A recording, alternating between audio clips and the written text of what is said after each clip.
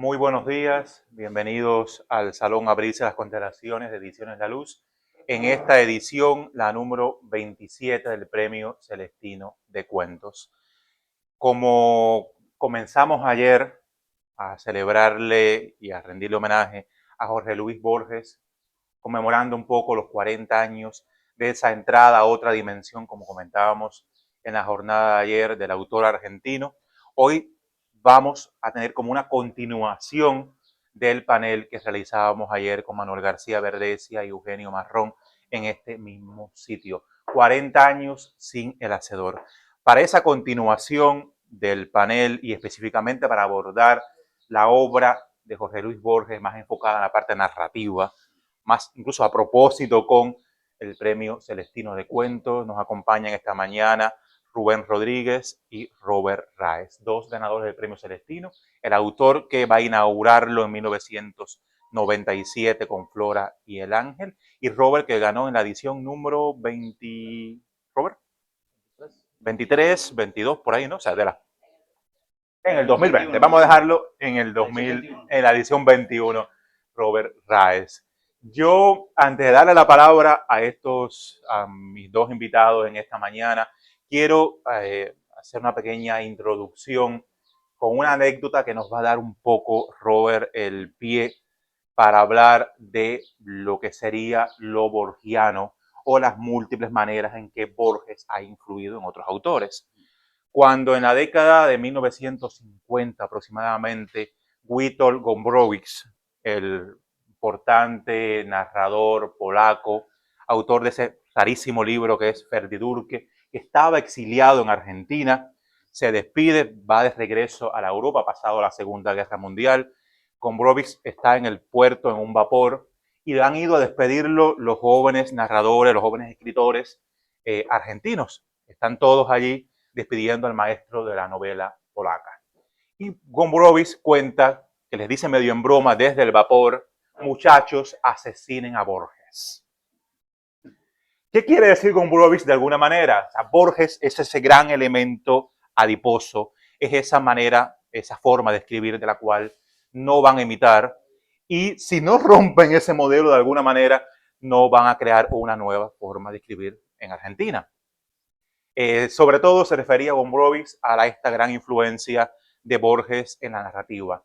Creo que aunque ayer hablábamos de esa galaxia Borges o de ver a Borges como una literatura o como la literatura, me parece que eso difícil quizás, Robert, de definir que sería lo borgiano, o al cual estaremos intentando buscar pistas, tiene una mayor influencia en la parte narrativa de Borges. Creo yo, al menos, que podemos encontrar una serie quizás de discípulos o de personas que han intentado de una u otra manera, o que quizás sea en la narrativa, en los cuentos de Borges, donde se puedan con más facilidad ir rastreando esos elementos que van a darnos pistas sobre qué sería lo borgiano.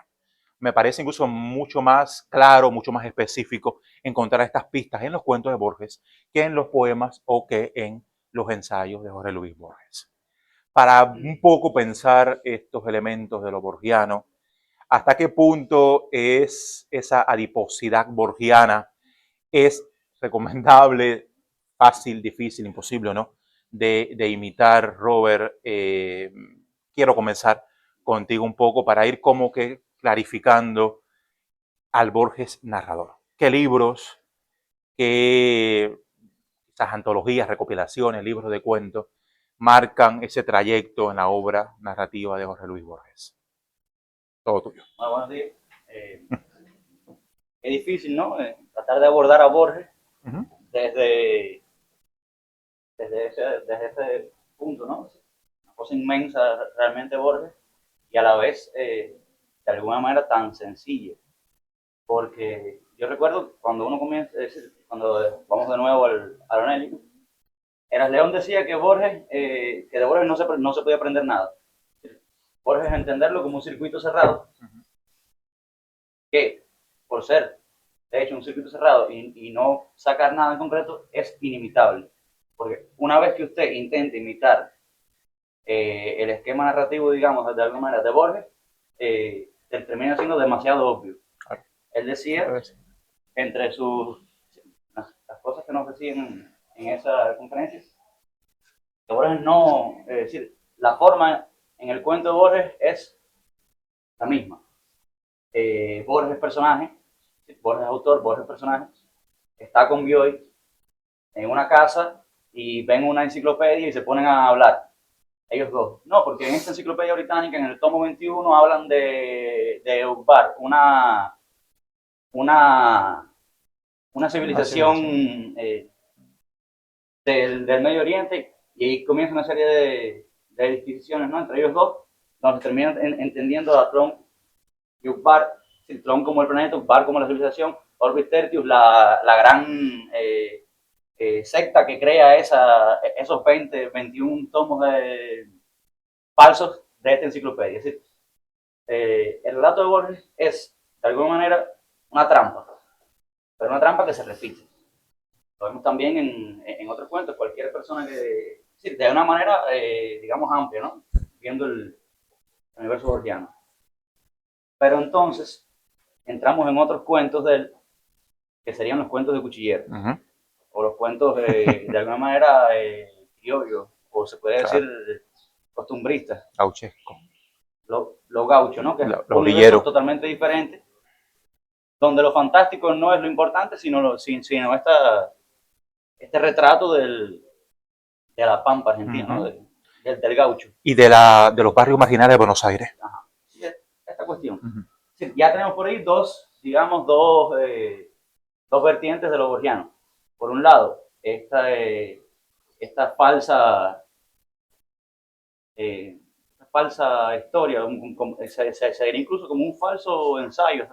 Porque tenemos Pierre Menard, autor del Quijote, que se puede leer como un ensayo si usted lo consulta, no sé, en una primera lectura, por ejemplo. Tú puedes decir, espérate, esto no es un cuento. Incluso Robert, donde añade, incorpora tanto citas verdaderas como citas falsas, como enumeraciones, como álgebra, o sea, una serie de elementos que le van a dar como verosimilitud al discurso. Luego tenemos, es decir, ya estamos hablando de estos dos, una tercera, que sería la falsa biografía, o la biografía imaginaria, que él fue un gran, es decir, en la literatura latinoamericana, por lo menos, creo que fue el primero en que se interesó por hacer esto, ¿no?, que es la historia universal de la infamia, del cual han nacido un sinfín de libros, y traje aquí un ejemplo, del cual voy a hablar ahorita porque quiero llegar a este punto más tarde. La biografía imaginaria, y tenemos el último gran camino borgiano, que sería el objeto mágico, el Aleph, el Sahir, ese tipo de cuestiones fantásticas que irrumpen en la realidad sin corromperla. Para Borges es muy normal que él tropiece en una escalera y ve en uno de los escalones el Aleph. Y bueno, ya ahí ves todos los puntos. Un punto en donde confluyen todos los puntos. Entonces, más o menos por ahí en esas cuatro variantes de Borges está yo creo que el condensado. 4 caminos de lo borgiano. Hay un quinto quizás, que sería el policíaco, pero que a mí me gusta como entrelazarlo con otras cosas, porque Borges es un amante del policíaco clásico, ¿sí?, de la novela de enigma, no del policíaco ya de novela negra que se estaba escribiendo en el siglo XX, sino la del XIX, ¿no?, más pegado a Poe, a Conan Doyle, donde todo era un enigma que el detective tenía que resolver, precisamente por eso mismo, ¿sí? No había un contexto, simplemente estaba la cuestión de resolver dicho enigma, que es... Pero incluso un género que, a ver, pensando en esa imagen del Borges enciclopedista, sí, el policíaco siempre fue un género, digamos, que más popular. Claro. O sea, es curioso como un hombre de esa cultura tan abarcadora le interesa un género que se veía en el siglo XIX como un género folletinesco también, ¿no?, que viene a alcanzar otra fuerza más en el siglo XX. Borges de alguna manera es un amante del género. Sí, sin duda. Del género policial. Incluso compilador y del fantástico. Gran compilador junto con su Incansables Bioy Casares, que de momento a mí me por pensar que es un seudónimo de Borges, ¿no? Porque estaban tan ligados uno y el otro que tú decías, bueno, ¿en qué punto termina Borges y comienza Bioy Casares? Bueno, en Ahora Bustos Domecq, ¿no? Y en los cuentos de Bustos Domecq, que es un momento en el que ellos crean este seudónimo. Pero bueno, como les decía, fanático, por supuesto, del policíaco y de la literatura fantástica. Aquí traigo un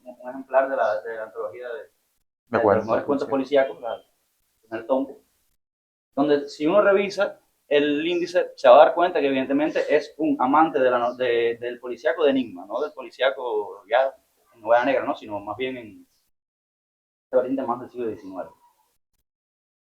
En Cuba tenemos la suerte de que Roberto Fernández Retamar lograra esto, que es un milagro realmente. Esta es la segunda edición. Sí, esta ya es la segunda de los edición 2000. de los 2000. Hay una edición que los 80, que es la primera. La primera, que están en todos lados realmente. Sí, sí, se encuentra fácil todavía. Se encuentra fácil aquella que esta, yo creo. Con un poquito de espíritu de buscador de libros, ¿no?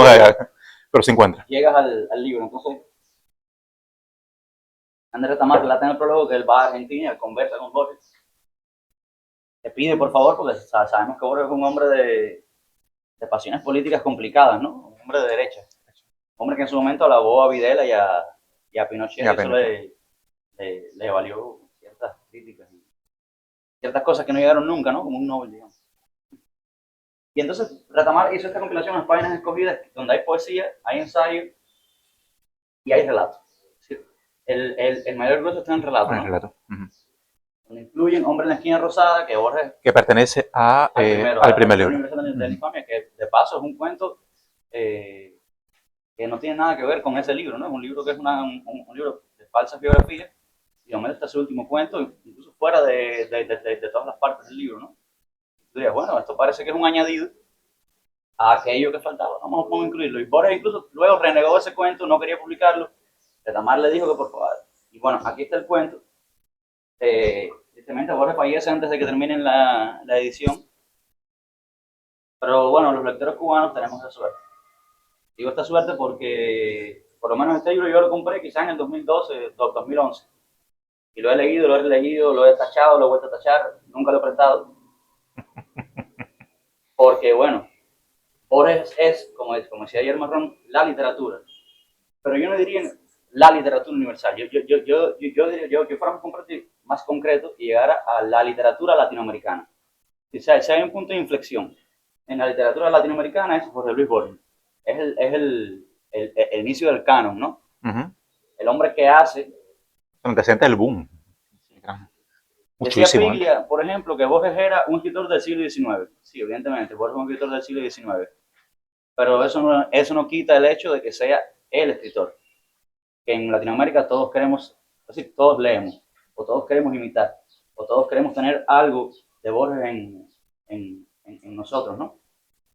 Porque traigo este libro de Juan Rodolfo Wilcox, Clasificado de los Iconoclastas. Quería traer otros que ya tristemente no tengo en el librero, porque esto es además un libro de falsas biografías.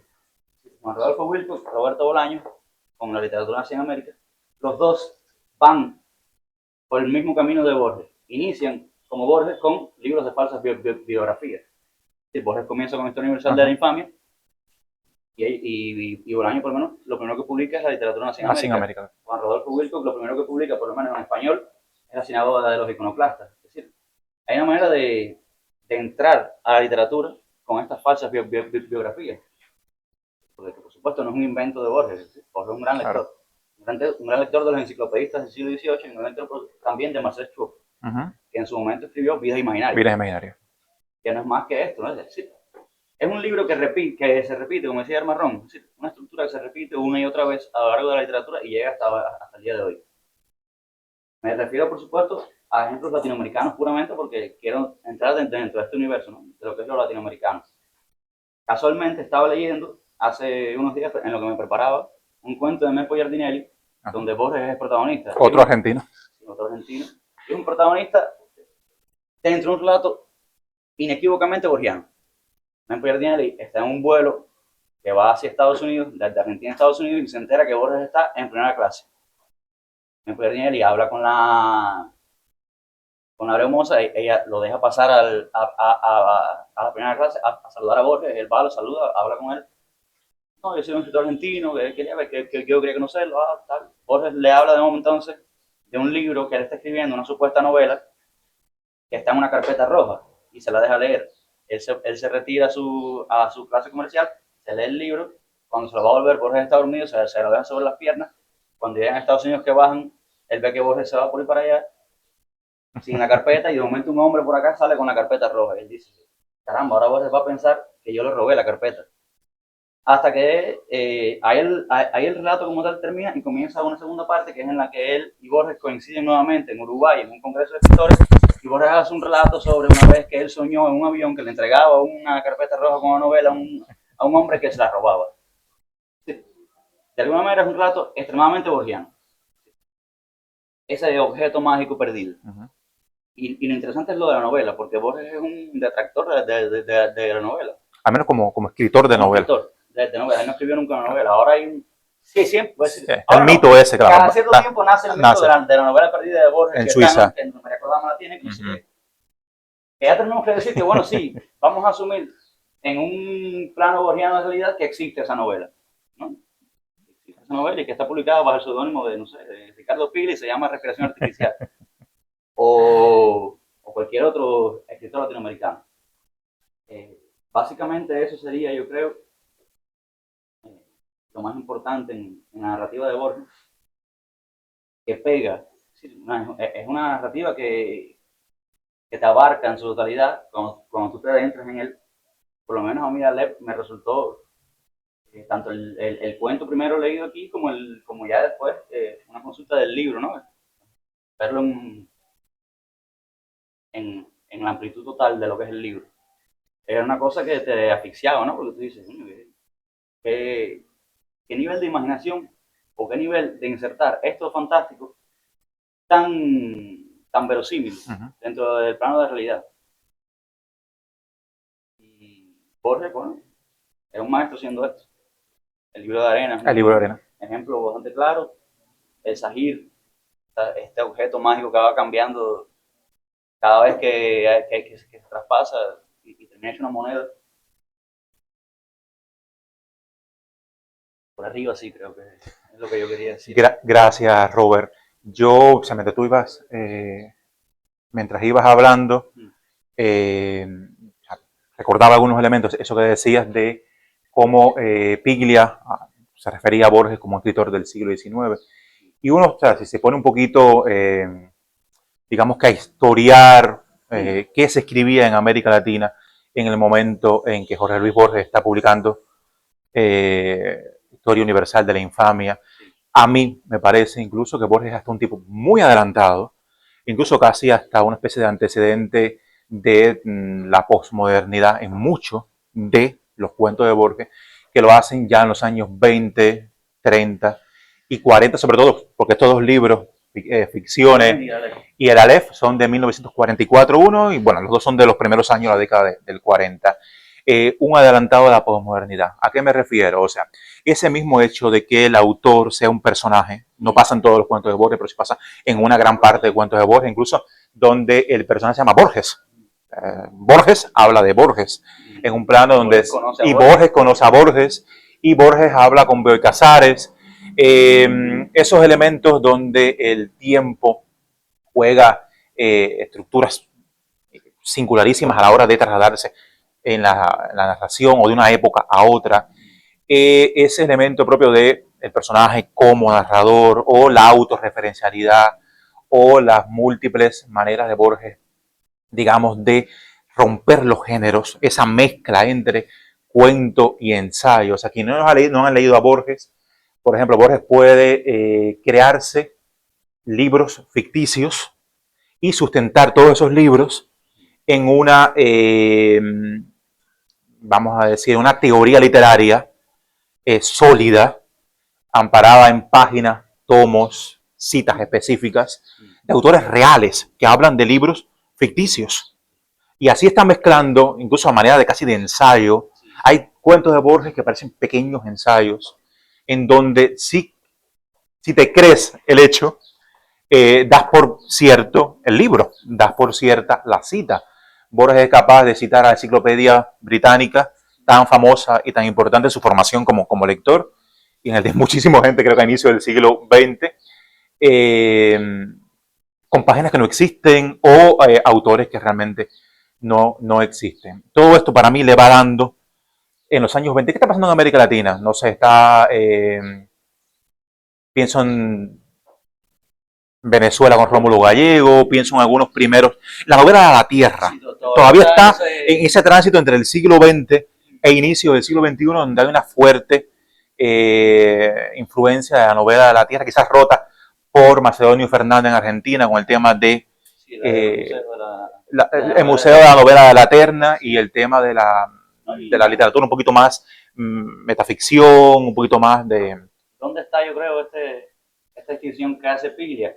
Él lo contrapone a Roberto Arte, Que es contemporáneo, que es que es contemporáneo con contemporáneo Borges en los 40. Claro. y que escribe totalmente distinto a Borges porque, según Piglia, Roberto Arte parece una mala traducción de algún idioma al español, que es como escribía, ¿no? Y que eso le parecía mucho más interesante que la prosa perfecta de Borges, de alguna manera porque introducía lo contemporáneo, digamos, de alguna manera en la forma.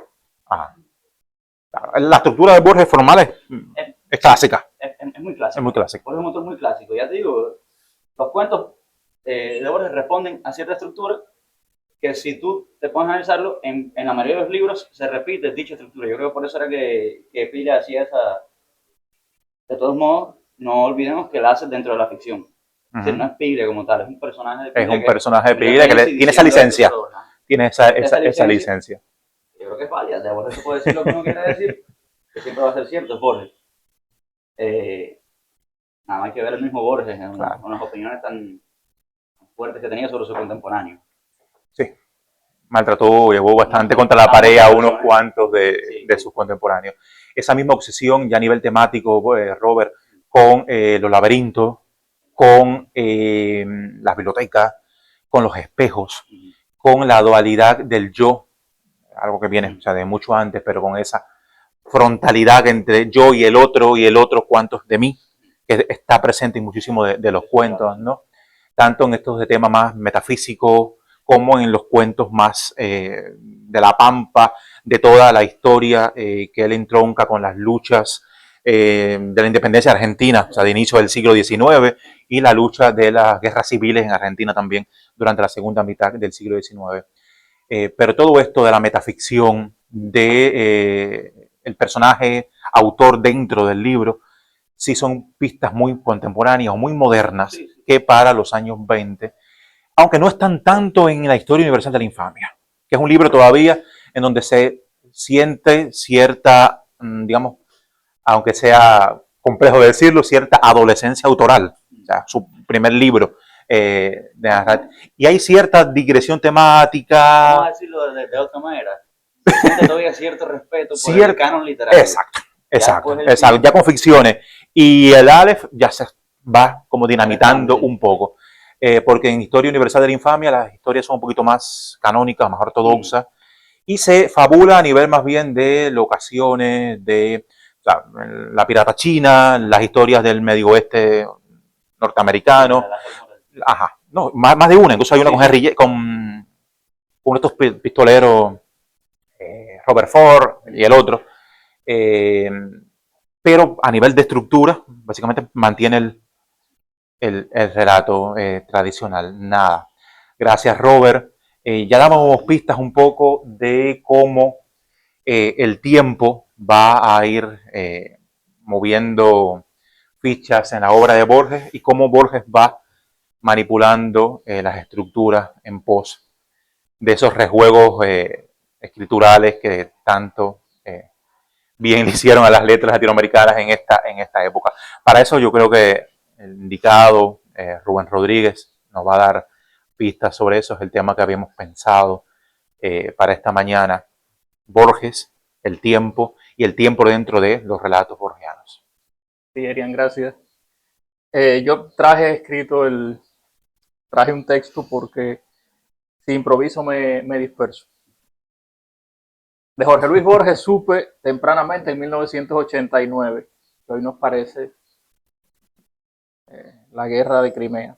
Me habló sobre él recomendándolo un señor de nombre regio y apellido dinástico holguinero, Augusto Avilés, a quien espero el buen Dios haya reservado sitio en el paraíso, según Borges, el Edén como una gigantesca biblioteca, porque fue un gran amigo de los libros. Curiosamente, a los 20 años yo aún no estaba listo para Borges. Sin embargo, con cuánta avidez acudí a él un lustro después. Una vez alcanzada mi madurez como lector para Borges, tengo cierta teoría. La capacidad de acceso a una obra en cualquiera de las manifestaciones artísticas está determinada por la apertura de umbrales intelectuales y de sensibilidad. Por eso, a veces, estamos listos para un libro o no, un género musical o no, una pintura, escultura, producto audiovisual o pieza danzaria o no. El intento de violentar esta apertura, necesariamente espontánea, de umbrales conlleva la aprehensión superficial o incompleta del arte o su rechazo. Resumiendo, en 1989 a mí Borges no me entraba y en 1994 lo adoré. Por supuesto que entonces acudí donde Avilés para pedirle todo lo que tuviera del cínico invidente porteño, que habló pestes del Che Guevara y como empleado público fue convertido por la primera dama Eva Duarte de Perón, aka Evita, en flamante inspector de granjas de pollo, lo cual fue tomado como un insulto por Borges, su mamá, por Bioy Casares, por las hermanas Ocampo y demás intelectualidad porteña, no especialmente amantes del peronismo. Me temo que nosotros, de haber estado en su lugar, hubiésemos reaccionado de otro modo. Pues nada, puesto a beber de Borges, amé y amo sus extravagancias, su capacidad sobrehumana de redactar ensayos brevísimos, el lustre prístino de su poesía sonoramente moderna y levemente coloquialista, a veces incluso sureña y tanguera y hasta maleva en algunos textos, pero con esa pátina antigua, ese como bruñido, un relumbre broncíneo, ajeno al brilli brilli, y por eso un par de sus poemas felinos inspiraron mi cuento El tigre según se mira. Adoré y admiro su peculiar sentido del humor y su estilo ríspido para responder a las entrevistas de prensa, siempre con una ingeniosidad a flor de labios, como cuando le interrogaron sobre por qué insistía en decir Viking y no vikingo, y respondió que por la misma razón que decía Kipling y no Kiplingo. O cuando le visitó el atildado Mario Vargas Llosa, a quien le asombró que el apartamento de Borges tuviese goteras, por lo cual más tarde refirió haber sido visitado por un peruano, al parecer agente inmobiliario. Pero de todo Borges me cautivan especialmente sus textos narrativos, esos cuentos que parecen hechos de filigrana, pura orfebrería, tan concretamente abstractos, con sus tramas casi filosóficas, metafísicas, rayanas en lo místico, sutilmente paradójicas sin alaraca, que le hacen digno pionero y profeta del género fantástico latinoamericano. Su literatura es pródiga en aristas susceptibles de análisis. Sin embargo, si hay un autor que haya hecho del tiempo algo más que un telón de fondo, ese fue Jorge Luis Borges.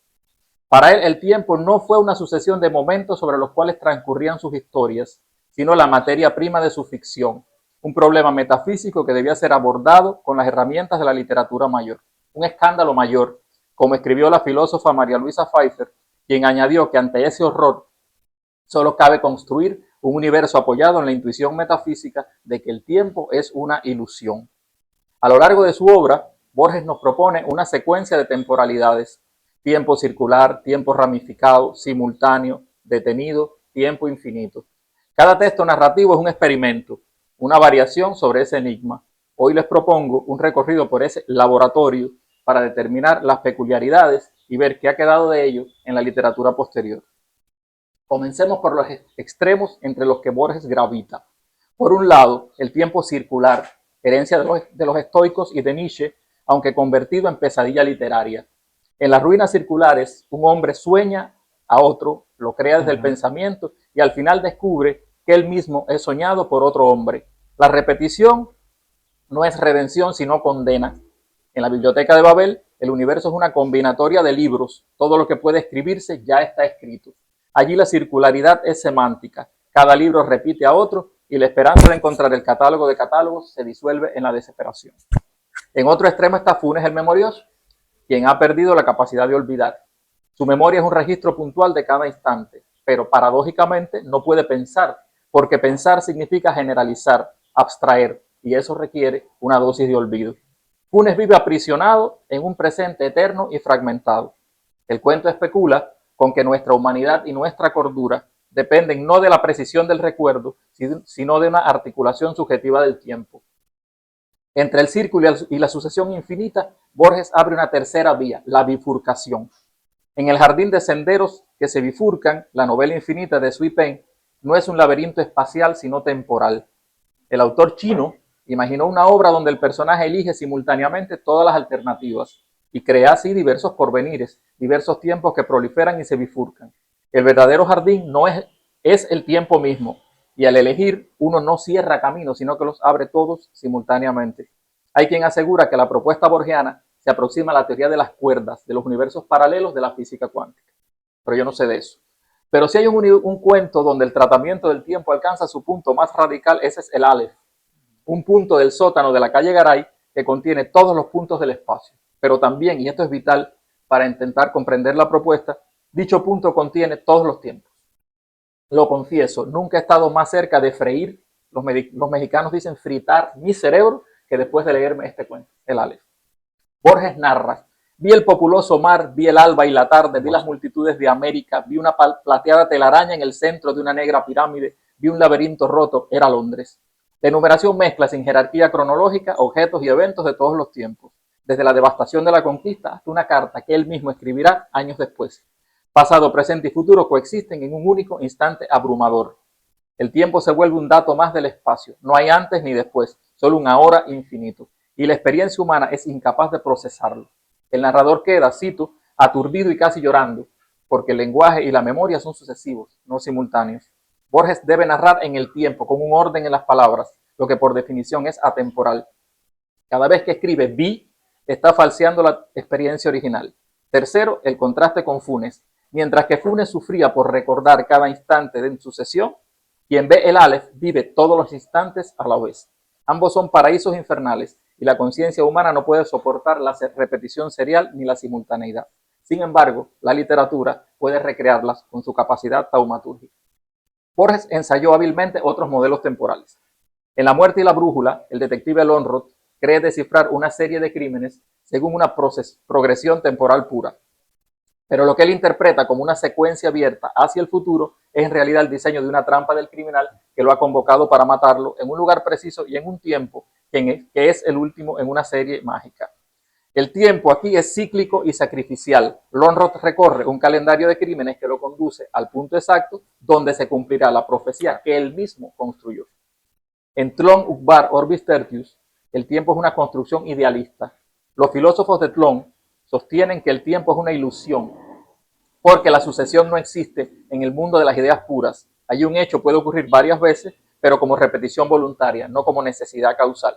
Cuando ese mundo imaginario comienza a invadir la realidad cotidiana, lo que cambia es nuestra percepción del tiempo. Empezamos a vivir como si el pasado pudiera reescribirse, como si los hechos pudieran ser simultáneos. En el libro de Arena, Cuento tardío, el tiempo se convierte en una serie infinita e inabarcable. El libro que adquiere el narrador tiene páginas que nunca se repiten, un orden imposible y una extensión sin fin. No se puede leer el mismo lugar dos veces. El tiempo aquí no es condensación, sino proliferación. Tan inhabitable como un tiempo circular, y el hombre necesita del límite, de la repetición, de la página que se puede volver a leer para conservar su cordura. En la escritura del Dios, Borges nos presenta una de sus teologías más complejas. El Dios revela al sacerdote Sinacán que la historia humana no es una secuencia causal, sino una frase infinita que se puede leer de una sola vez si se encuentra la palabra mágica. Esa palabra que contiene todos los tiempos le permitiría liberarse. Pero Sinacán la descubre y decide no usarla. El tiempo aquí es una prisión metafísica, pero también la gracia de saber que se puede salir del tiempo y preferir quedarse, no por resignación, sino porque el misterio mismo es más valioso que la solución. Y por último, un cuento que parece resumir muchas de estas ideas, El milagro secreto, uno que nos repetía el chino era durante el Onelio. El escritor checo, esta es la trama, Jaromír Hadlík, condenado a muerte por los nazis, suplica a Dios un año para terminar su obra maestra. El milagro se cumple de la manera más extraña. En el momento del fusilamiento, el tiempo físico se detiene, la orden y las balas quedan suspendidas. Pero en la mente de Hadlík, ese tiempo se expande, concediéndole el año subjetivo que anhelaba. El verdadero milagro no es la suspensión del tiempo exterior, que nadie nota, sino la creación de un tiempo personal, flexible y habitable, una morada temporal construida desde el arte. Hadley, como el narrador del Aleph, recibe la gracia de una percepción expandida, pero a diferencia de Funes, que era un depósito de recuerdos, él la utiliza para crear, para llevar su obra hasta el final. El tiempo no es condena ni un dato, sino la posibilidad de creación y la justificación de una existencia dedicada a crear. recuerdo con cuánto placer nos narraba el chino esta historia una y otra vez porque se le olvidaba que nos había hecho. Ocurría. Es común escuchar que Jorge Luis Borges influyó en la mayoría de los escritores posteriores. Pero ¿hasta qué punto puede hablarse de influencia y no simplemente de coincidencia temática? Para ser justos hay que decir que Borges no inventó el tiempo circular, porque lo inventaron los estoicos y Nietzsche, ni el tiempo ramificado, de quien habló Leibniz, ni la simultaneidad presente en la mística y en la teoría de la relatividad. Su genio fue literaturizar estas ideas con una precisión y una economía narrativa inéditas. Por eso, cuando un autor posterior maneja un tiempo no lineal, decimos automáticamente que es borgiano. Hay que distinguir la influencia explícita reconocida, que es cuando el autor la declara, la influencia de segundo orden, que es cuando el autor ha leído a seguidores de Borges y los imita, y la coincidencia, en el caso de que el autor llegue por caminos propios a soluciones similares. Cortázar es un caso de influencia indiscutible. La reconoció en entrevistas. Borges me enseñó que el tiempo podía ser un jardín de senderos que se bifurcan. Rayuela, con sus formas de lectura, es impensable sin esta lección borgiana. Y cuentos como La noche boca arriba exploran la simultaneidad de tiempos, un accidente de moto y un sacrificio azteca, que se interfieren hasta volverse indistinguibles. Adolfo Bioy Casares es otro caso de influencia directa y recíproca. Fueron amigos, coautores, bajo el seudónimo de Santos Domecq, y dialogaron toda la vida. La invención de Morel es anterior a muchos de los cuentos de Borges, pero ambos estaban leyendo las mismas fuentes y se puede hablar de influencia mutua. Gabriel García Márquez es un caso diferente. Leyó a Borges, lo admiraba, pero el tiempo circular de 100 años de soledad viene más de la tradición oral caribeña y de William Faulkner que de Borges. El propio García Márquez dijo, Borges es un escritor de inteligencia, yo soy de la sensibilidad. Humberto Eco, sin embargo, es un caso de influencia declarada y central. Escribió ensayos sobre Borges, lo incluyó como un personaje del Nombre de la Rosa, incluso el propio nombre del personaje, Jorge de Burgos, y reveló que la biblioteca laberíntica que existe en el monasterio es un homenaje. El tiempo como red de citas y manuscritos es directamente borgiano. Paul Auster ha mencionado a Borges como uno de sus autores admirados, pero su tratamiento del tiempo, azaroso, dubitativo, es más próximo a Kafka y a la novela negra. En otros autores contemporáneos, la influencia es mediada y difusa. Es Borges a través de Cortázar, a través de Eco, a través del realismo mágico, y un vocabulario temporal que ha permeado el estilo literario occidental. Aporte de Borges. En conclusión, puede afirmarse que Jorge Luis Borges canonizó y volvió manejables modelos temporales que pertenecían a la filosofía y a la mística, y es punto de referencia obligado porque transformó el horizonte de lo narrable en materia temporal. Él nos enseñó que el tiempo no es una realidad física uniforme, sino una experiencia simbólica que la literatura puede utilizar. Leer sus cuentos significa zambullirse en una temporalidad profunda, laberíntica, pero indudablemente humana. En una época de multiplicidades temporales, ya sus laberintos son partes de la contemporaneidad. Casi a los finales de esta disertación de textos que se bifurcan de estos celestinos circulares, nos quedará la duda de si somos un grupo de personas que sueñan que están participando en un panel sobre Jorge Luis Borges, o en realidad formamos parte de un sueño que Borges soñó hace más de 40 años, en el que un grupo de personas del futuro sueñan que asisten a un panel sobre Jorge Luis Borges. Y al despertar no sabremos si somos personas que asistimos a un panel sobre Borges o en realidad formamos parte de un sueño surrealista y es Jorge Luis Borges que está soñando. Muchas gracias.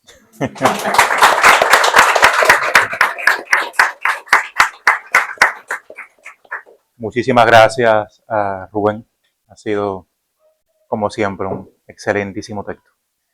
Creo que hemos tocado muchísimos de los puntos.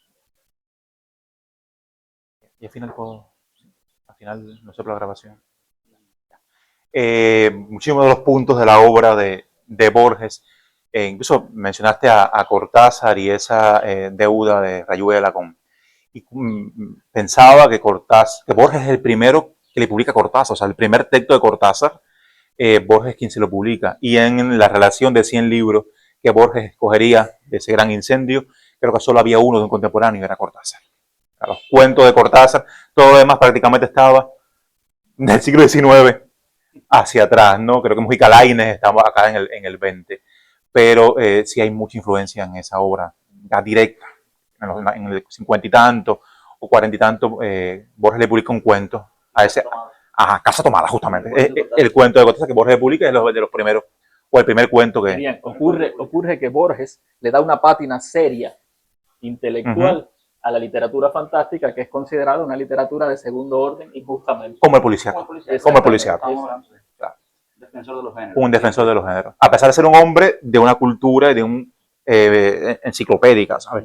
Que se mueve en ámbitos de la más alta intelectualidad, sobre todo con las obras clásicas de la tradición, los libros clásicos de la Biblia, tradición china, judía, islámica, las grandes sagas que van a conformar la base de la cultura occidental, las sagas islámicas, de la Escandinavia, las sagas de la cultura francesa, los Nibelungos, todas estas gran... le gustaba mucho el mito, la mitología. Incluso era un erudito. Un erudito, un hombre que, no sé si ayer lo comentaba, mientras fallece está en el lecho y está continuamente repitiendo en anglosajón, inglés antiguo, inglés, latín, español, el Padre Nuestro. Y va constantemente repitiendo. O sea, al menos en dos idiomas ya no hablables como en el anglosajón y el inglés antiguo. Bueno, el latín tampoco se habla. Yo creo que la respuesta es simple. Uno elige formas literarias con las cuales se siente cómodo. Y Borges se sentía cómodo con las que eligió. No porque no tuviera la erudición o la capacidad para formular otras estructuras o trabajar otros periodos más extensos. Incluso a mí siempre me ha asombrado y me gustan los ensayos de Borges por lo breves que son. Sobre todo porque tenemos la idea de que la ensayística conlleva toda una estructura, todo un aparato crítico y demás. Los ensayos de Borges son brevísimos artículos. Y es esa capacidad de abstracción, o sea, de dejar de lado lo narrativo y concentrarse en lo abstracto. Una manera de generalizar y producir contenidos sin detenerse en la peligrosa, y confieso que es uno de mis pecados capitales, descripción de objetos, de acciones y demás. Creo que eligió la forma breve como una manera de narrar personal. Ni idea. No, sabes que en algún momento leí algo de Borges, pero ahora te soy sincero. O sea, algo porque él mismo decía que no escribía novelas, ¿no? También ese mismo interés por las formas breves. No recuerdo cuentos, Rubén, de Borges que sean muy extensos. O sea, el Congreso es un poquito más extenso, pero son cuentos que están entre 3, 5, 8, dependiendo del formato también del libro, ¿no? Hay que recordar que él decía que si había una forma o una novela que era perfecta, era La invención de Morel, de Bioy. Si uno analiza la invención de Morel, de Bioy, se da cuenta que es un relato borgiano extendido, de alguna manera. ¿Sí?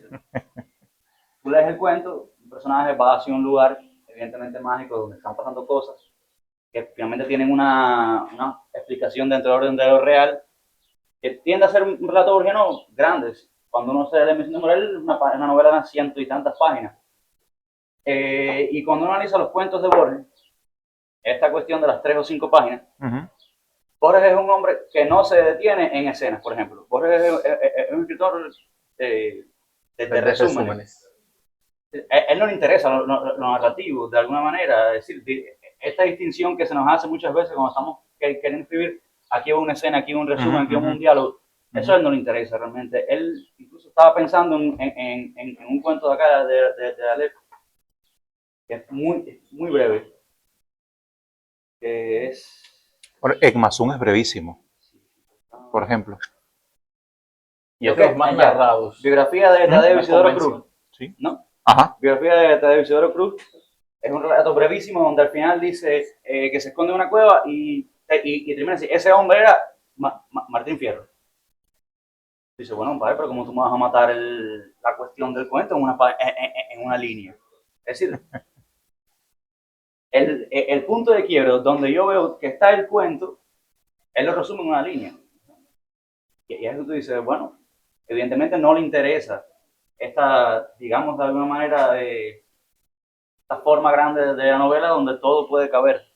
Sino tú puedes incluir cualquier cosa y dices, no, esto es claro. Son cosas prescindibles que tú puedes ir quitando y el esqueleto este del relato es lo que me interesa. Sí. la sustancia, por decirlo así. Y, por ejemplo, el cuento de Masuns es de los más apegados a lo canónico, A lo a la tradicional, manera claro. de narrar el enigma y demás. Ujú. O sea, es el diseño de una venganza. Aunque al final es paradigmático. Exacto. Sin embargo, estos textos breves de Borges tienen una concreción, un nivel de síntesis, una densidad, una textura que hacen innecesario un mayor paginado. Claro, donde crees que no sobra una palabra. Exactamente. Todo está como filigrama.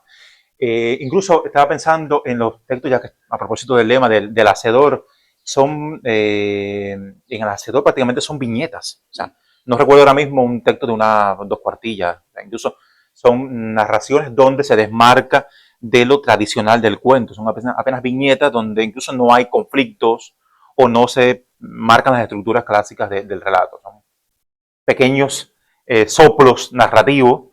En el hacedor se combina poesía y estos textos breves de narración, ¿no? Y si ahora estaba recordando justo Insa en el momento donde fue una entrevista donde le preguntan por esto de la novela, ¿no? Y él decía justamente lo que Robert ya y Rubén venían diciendo, el hecho que él no le gustaba la descripción. Y una novela tenía ese relleno que obligatoriamente conlleva una novela, ¿no? Todo esto que va dándole cuerpo, fibra al esqueleto narrativo. Y él detestaba tener que imaginársela con darle forma a un universo de descripciones, pensando sobre todo en la tradición de la novela del siglo XIX, que es desde Balzac y Stendhal bastante narrativa, bastante, o descriptiva, mejor dicho, bastante descriptiva, varias páginas para escribir incluso un pueblo, una ciudad, una calle. Y el lector de esta novela, recuerdo que comentaba que detestaba la obligatoriedad de tener que ir llenando espacios con elementos narrativos que le parecían innecesarios y que se desgajaban de este relato donde, como en Masum, vemos que no falta nada o que la palabra está porque debe estar, está colocada en el lugar. ¿Qué es eso, de esas cosas borgianas, Rubén, que muchas personas han querido como que imitar, o sea, más allá de las estructuras con el tiempo, más allá, es a nivel temático, incluso es a nivel de construcción poética de sentido, o sea, incluso en estos textos de Borges, las mismas enumeraciones que leíste del Aleph, leíste solo un pequeño fragmento, hay un ritmo. Está el poeta. Es un ritmo poético que es indudable. Estás leyendo como si fuera un poema, toda esa relación de numeraciones del Aleph. Pasa en el final de Ekmasum. No sucedió así, pero o sea, sucedió con 2 o 3 nombres cambiados o algo así, no me acuerdo cómo es bien. Pero o sea, es esa forma en que una palabra o una oración continúa a la otra y va haciendo una especie de montura poética hasta conformar un párrafo en donde se huele, se prueba, se saborea el poeta que está detrás. Aunque lo que prime sea el texto eminentemente narrativo, el poeta no desaparece del todo. Y es algo que muchas personas han querido como que, y ahí es donde las costuras de lo borgiano están a flor de piel. No, los costurones de lo borgiano, es muy difícil. Uno quizás pueda intentar, yo le decía a Robert en broma, en esos años en que uno empieza a leer y se convierte en esa esponja en donde intentas imitar consciente o inconscientemente lo que uno lee. Hay autores que uno lo imita y notan menos o sea, se notan menos la influencia, la copia. Se nota un poquito menos, no sé. Quizás intentes imitar a Cabrera Infante y en algo de los diálogos tú puedas intentar cierta respiración de Cabrera Infante a nivel de diálogo, a nivel de... Pero en Borges no. En Borges es muy difícil porque se te nota que estás imitando. Y yo en esos años, le comentaba a Robert en broma, en que uno empieza a escribir un texto borgiano. E incluso doblemente borgiano, porque se llamaba Ulrica como en Borges. Yeah. Una continuación de ese cuento, Ulrica. Y es un cuento completamente... no sobrevivió a muchas de esas limpiezas que uno hace después de textos posteriores, ¿no? Porque se notaba mucho haber leído 2 o 3 libros de Borges antes de eso, ¿no? Sí, el Borges es como el olor de la guayaba. Es muy difícil de ocultar. Es muy difícil de ocultar, es muy difícil de ocultar. El olor de la guayaba madura, también como decía un poco García Márquez. Exacto. Ya. Muchísimas gracias. Yo creo que ha sido una mañana en la que como principal beneficio, como principal regalo que nos da el Celestino, que nos dio el panel de ayer y el panel de hoy, es la perenne invitación, Rubén y Robert, a buscar los libros de Jorge Luis Borges, a leer ya sean los cuentos metafísicos o los cuentos más realistas del mundo de la Pampa Argentina, y adentrarse en ese universo de patios, aljibes, cuchilleros, libros, enciclopedias, falsas enciclopedias y falsos libros, falsos autores, que sin dudas escribió uno de los autores más originales de las letras latinoamericanas y más allá, porque Borges creo que casi tiene tantos lectores y tantos seguidores a ambos lados del Atlántico y en muchísimos idiomas. Así que los invitamos ya a seguir en el horario de la tarde en el Café Literario de la UNIA con la presentación del Día de los Santos Inocentes de Andrés Cabrera por Mariela Barona sobre las 4 de la tarde en la sede de la UNIA en el Café conduce Manuel García Verdesia, y mañana estaremos nuevamente en este mismo espacio para hacer una lectura de ganadores del Premio Calendario y Premio Celestino de Cuentos como preámbulo de la presentación del título ganador en la edición número 25 y la entrega del premio 27 Celestino de Cuentos. Muchas gracias y gracias a ustedes también.